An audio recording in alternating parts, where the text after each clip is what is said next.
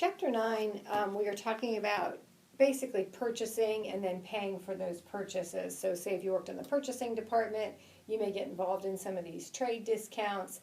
Then in section 3, we're going to move into once you've made a purchase and you have the invoice, you could get involved in cash discounts. So that could be if you're working in an accounts payable department. So two very relevant departments in a big business. So our first section deals with the trade discounts. So you could be purchasing product from a vendor and, maybe they have a catalog price. So if you go online or if they have actually a hard catalog, you look it up and you see what that product is actually being sold for. That is called our list price.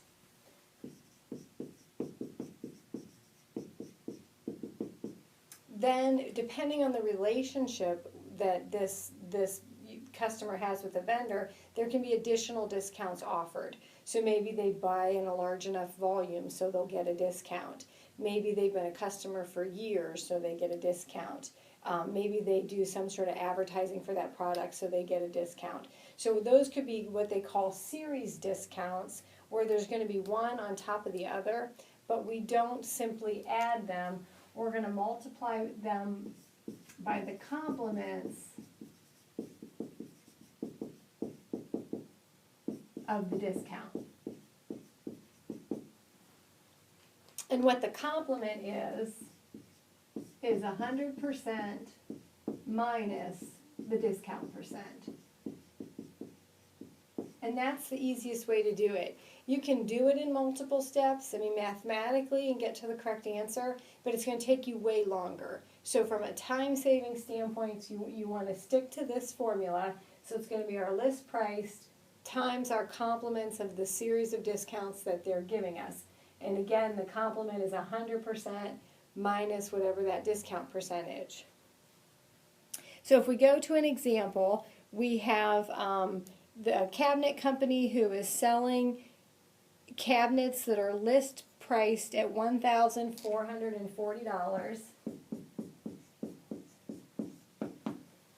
And then it tells us that they are offered either at a 10, 15, and 10 discount,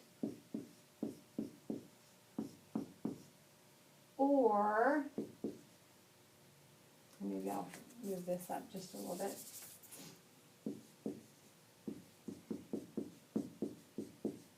They have another supplier that has the same list price, but they offer discounts of 20 and then 15.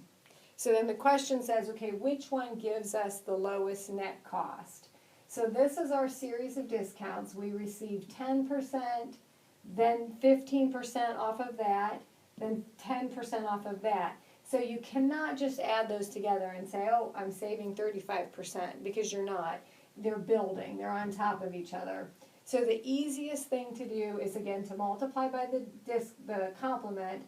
So if I'm saving 10%, I'd be paying 90%, or 0.9. That would be the complement of the 10.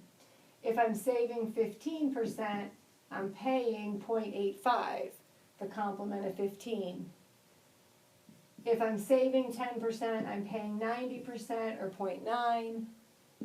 And then I can multiply those just straight across. So I use my calculator, and I take 1,440, multiply that by 0.9, or if you like to use the percent key, you can push in 90 and then the percent key, times 0.85, oops, and then times 0.9. Whoops. So then that gives me $991.44. And then that is what the book calls our net cost. So again, different terminology. List price is where we start in the catalog. Net cost is after we've deducted our series of discounts. And then we'll compare that to the other vendor. So this vendor is saying, okay, you could save 20% and then an additional 15% off of that. So if I save 20%, I'm paying 80%, or 0.8. If I save the 15%, I'm paying 85%, or 0.85. So then I can multiply those straight across. and that gives me $979.20. And because this is a cost to me, I want to go with the lowest. So that one, if I go with that supplier, it's going to end up saving me $12.24. You know, per cabinet or per set of cabinets, however it is. So then you want to remember this is a cost to you. You want to choose the lowest, and that's ultimately our goal.